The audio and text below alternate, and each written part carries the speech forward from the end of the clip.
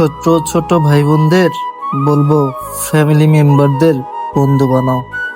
মা বাবার সাথে সারাদিন গল্পগুলো শেয়ার করো। নিজের ঠিক কিংবা ভুল সবটাই শেয়ার করতে শিখো।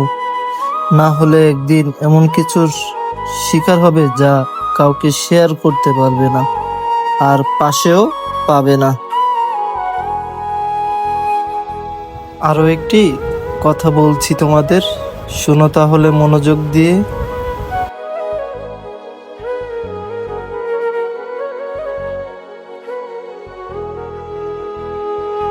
বোন বান্ধবীর বাসায় যাবে, যাও, তবে যাওয়ার আগে আম্মুকে কিন্তু অবশ্যই বলে যাবে, কারণ বিপদ কাউকে বলে আসে না।